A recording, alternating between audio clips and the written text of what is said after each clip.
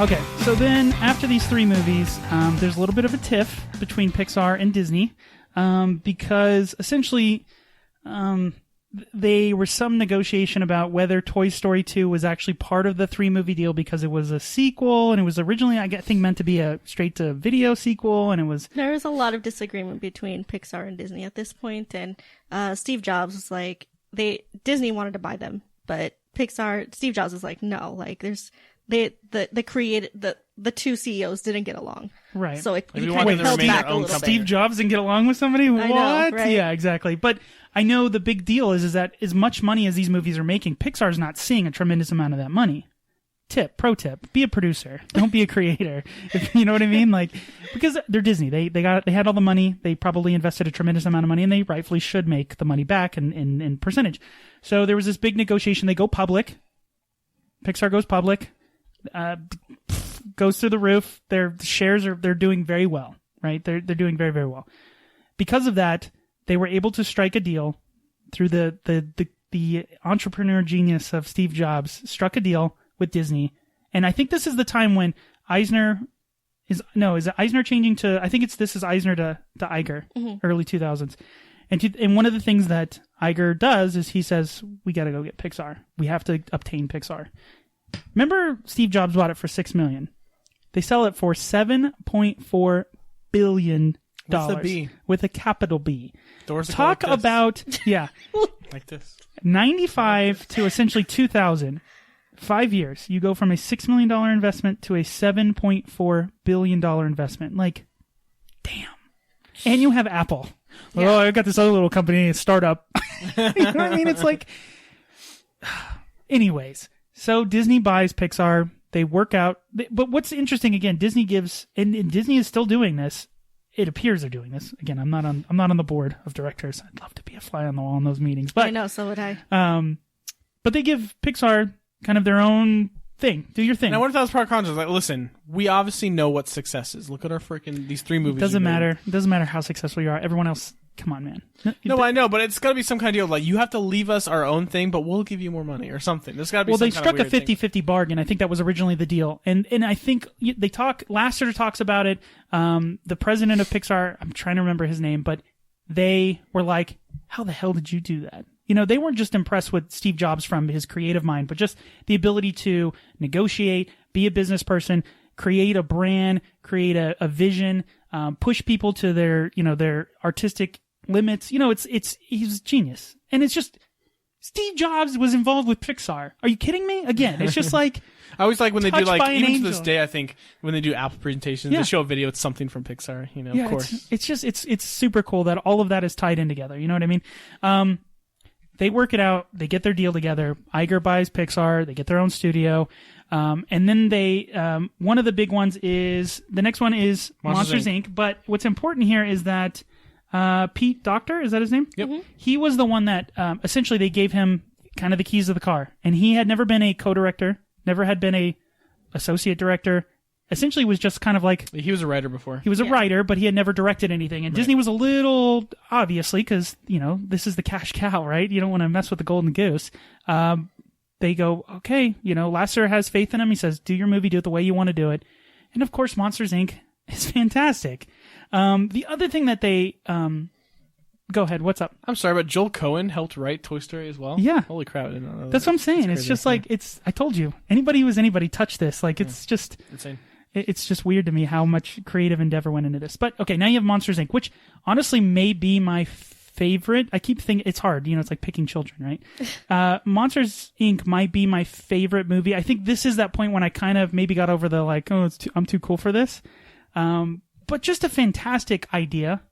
The idea that monsters live in this world and they gain energy. They fuel their city from screams. Like, it's like, how'd you think of that? It's amazing. You know what's funny? So this movie came out in 2001. I did not see this movie till like 2004. I babysat this little girl, this 1.5-year-old, and she would only watch this movie. And so I had never even seen this movie up until then because I was like, I'm too cool, whatever. Yeah, too cool for school. Yeah. So I watched it with her and I was like, this movie is amazing. And then I became an adult with a job, and I love this movie even more now because you can just so relate with. Oh, absolutely. To the workplace. Yeah, and all that kind of stuff. exactly. Like I am I'm Roz at the job I have now. Like the paperwork person, that's me. You didn't fill out your form. Yeah, exactly. Yeah, fantastic.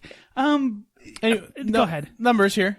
Okay. Ratings dipped for this movie, guys. Again. From Toy Story 2's 100% on Rotten Tomatoes down to 96%. Yeah. Terrible. Also, the movie budget was 115. So at this point, Bugs Life is still on the top. Yeah. And it grossed $562.8 million. Jeez. So another success from Pixar. Yeah, and the thing about obviously you talked about Billy Crystal turning down the role of Woody, so I'm sure when he got this call, he's like, yes. Yeah, I got it immediately. Yeah, Hi, this is John from Pixar. Yes. Yeah, they anything wrote you Mike want. Wazowski just for him. So No, and he's Mike. I mean, that is Billy Crystal. Yeah. Even the movements, and that's when I think this starts to catch up. This is when the animation not necessarily motion capture, but they're able to. The characters feel like the person who's doing the voice. Yeah, you definitely see John Goodman in Sully. You like definitely see right. Stuff. When I look at like Woody, I think of Tom Hanks's voice, but I don't think of Tom Hanks. I think of Woody. You know what I mean? Yeah. So this movie, they said that too. Like, don't they film the actor's face while they're doing the voice acting so they can match the facial features? And that makes sense. The other thing that they did I think they still do, and they always did, even with their 2D animation, is when they would have characters who had a scene together, they would film the audio in two different audio booths, but they would be hearing the other person. So it wasn't like, you always hear about this, like, yeah, we filmed this movie, I never met the guy. You know what I mean? Like, I never even seen They him. put me in the booth, I read my lines, that was it. You're right. They do that here. What's interesting, I read a thing that Boo, the girl that's the voice of Boo, it was like a 3-year-old. And she couldn't sit still long enough in the audio booth to get all the audio. So they had these people at Pixar following this little girl, just recording her everywhere. That's so amazing. And they just piece together the audio. That's fantastic. Like, you literally got a 3-year-old to play a 3-year-old. Like, you don't ever work with children or animals, right? Those are the two Those rules. are the worst, the biggest pains. Right. But I do know that, again, this movie had problems at the beginning. It was almost, the monsters were too scary. Mm-hmm. It was kind of too dark. And then, of course, they fix everything. Of course. The crying moment in this movie is at the very end. Oh, breaks my heart. The last piece of the door. Breaks my heart every single time. Can't stand it. But I know there's also, again, because I was working at Bose at the time, this scene, the door scene. Oh, the roller coaster. The roller coaster door scene, some of the best audio. So, like, again, Pixar isn't just great at 3D animation, they're great at audio mixing. Like, they had the best minds doing everything, because without that, it's just not as good. I absolutely love this movie. I love the contamination scene. I love the 2313. Yeah, it's just fantastic. And it's like you touch something, or it's a sock. I forget what it was, but it was something weird. And then it's like it was a sock on his back, right? Yeah, his back. So they shave him. Yeah. They throw up the curtain, shave him, and drop it. Oh, it's like so great. Like, it's still funny. Again, they have. I've heard they have this kind of plan where they say it has to meet all of these characteristics of check all these boxes. Yeah, check all these boxes, and of course the main one is write a good story. You know what I mean? And like it's make people cry. Yeah, cry. That's number one. Can you find a way to make for adults? Put that thing back where you came from, Orsa, help me. Orsa, help me. Boom, boom, boom. It's just fantastic. And then of course the ending of the movie, that laughing, it's just so clever. The whole movie is so freaking clever. Yeah, like I said, watching it before, I was like, oh, I like this movie. It's a really good movie. But now, as an adult, I'm like, this movie is amazing. I understand so many more of the music from that movie. Now. Oh my god, like the jazz and stuff. Yeah, at the they went. It's so good. It's just so fantastic. Now I know that they end up making one of the first shorts that they made that was based off of one of their pre-existing was Mike's New Car. Mike's New Car, which is hilarious. Yeah, that one's a pretty good one. Freaking hilarious. So just again, another fantastic. The hair on Sully was the big innovation there. Yeah. And in Lasseter always talked about like you guys always say, I'm not trying to compare myself to Lasseter, but you guys I'm always trying to like make the podcast do something extra, and you guys are like, just leave, it's fine. And I'm like, no, we got to keep innovating. You got to keep getting better. Yeah, you're just like Steve Jobs. No, but you know what I mean. But that was the point. Like they were like, well, we don't have the technology to do that. And he's like, I don't care. We'll figure it out. Yep. Yeah. Yeah. You know what I mean? Like we're going to do a complete. Well, that's what Walt Disney used to do, especially in not only in animation, but in the Disney parks. If the technology was not there, well, guess what? You're going to make it. Yeah. It's going to happen. And because of that, the companies end up innovating all these amazing things because of it. Yeah, I keep talking about Bose, but it is similar in the vein of it was a company that was always putting people. The idea of Dr. Bose that he always said is, I always want to create an environment that puts people at their highest possible potential, right? To do whatever they want to do, and because of that, Bose has made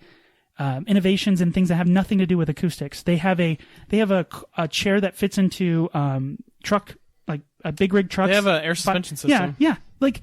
What? Yeah. Because of the they go, well, we can't do that with a speaker. We'll create a technology that doesn't. And they go, oh, well, that can be applied in this way or that way. And then that's what was going on here, is that people were creating not just cartoons, they were creating the software, the programming, the Q&A, all of that stuff. It's not called Q&A. What's it called when you check bugs? I forget. QA. Quality assurance. Yeah, they were doing all of that. So they were creating an industry within themselves. And that's why Disney still has, I'm sure, their hands and fingers and other things that no one's even heard about, because you're not in that industry. You know what I mean? Like, oh, if I want to be a 3D animator, I have to use the Disney's blah, blah, or Pixar's blah, blah, blah technology. So again, it's just fantastic. Go see the movie. I swear, if you haven't seen any of these, just go watch them. What is wrong with you? Oh my God. Don't even talk to me. I want to keep going, but let's take a quick break right here, and then we'll jump back on. All right.